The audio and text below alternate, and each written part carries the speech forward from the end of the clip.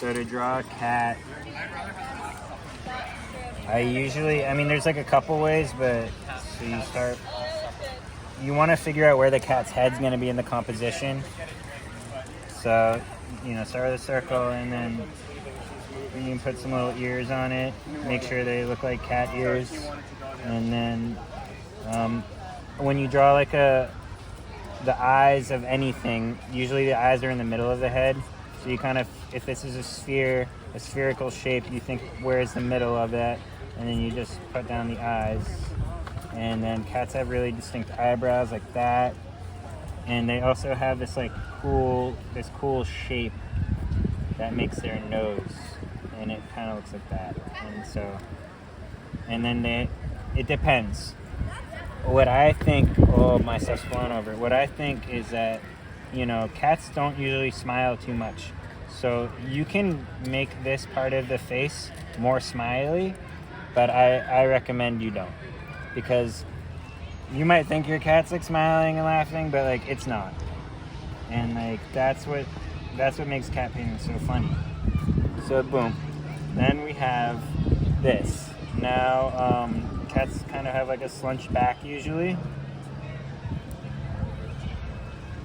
Kind of like that. Like cats don't have like collarbones and stuff like we do. They have different kind of back. And then if it was an orc, so I chose green because orcs are pretty much green. I would give it little arms, cat arms. Be careful not to make the cat's arms and hands, paws rather, too thick, because cats actually have really dainty limbs. And so I would go like that, and then maybe the other hand like that. And when I think of an orc, I usually think of them as having a pretty mean weapon. Not like a knight or maybe an elf or a human would have like a sword, but an orc might have more of like a brutish weapon. So I would give it like maybe some kind of axe, some kind of battle axe.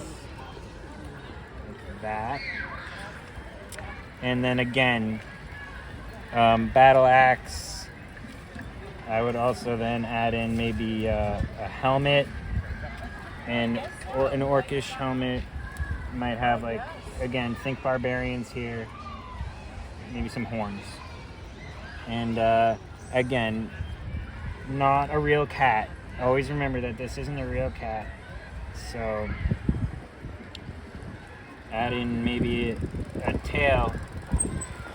A tail is a beautiful thing, because there's so much opportunity with things that are simple. Like, it's just the little things are the most important moments.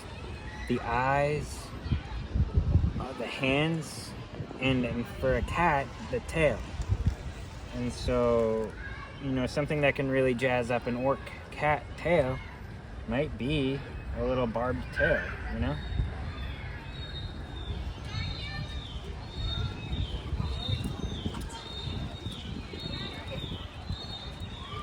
That looks pretty good. So, and kind of, if cats don't usually stand up, but they are able to stand up. This is important. They don't usually stand up, but they are able to stand up, and we all think it's super cute when they do. But don't give them people legs. Maintain their cat-like legs and feet, and they have pretty long, weird legs, and sometimes you gotta fudge that a little bit.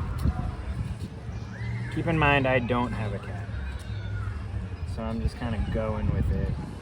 How is that possible? But yeah, they have this like weird like backwards, kind of joint there. But when they stand up, kind of frumpy legs. And there you go. That's like I'm running out of breath here. Always think about, in my paintings, I always like for something to be happening. It doesn't always have to be that way, but I like to make a little bit of a narrative if possible. And so like a setting is really nice. So where would this orc cat be? Probably in some kind of scary mountainous place. You know, so put the mountains back there. And I'm not gonna like fully paint this painting right now in front of you because we don't have all that time, but you know, boom, got some clouds. And we'll refine that. And all of a sudden, I would color this in.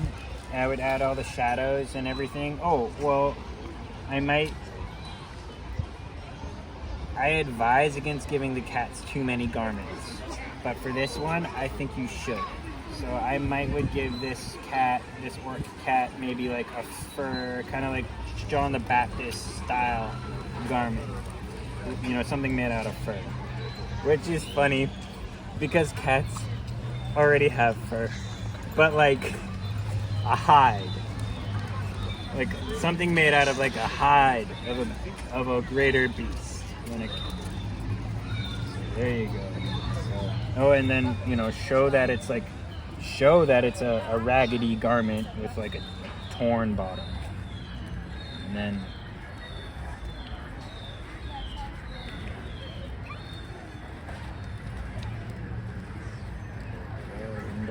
I surely hope that's what you were looking for. 'Cause that is how I would draw a cat.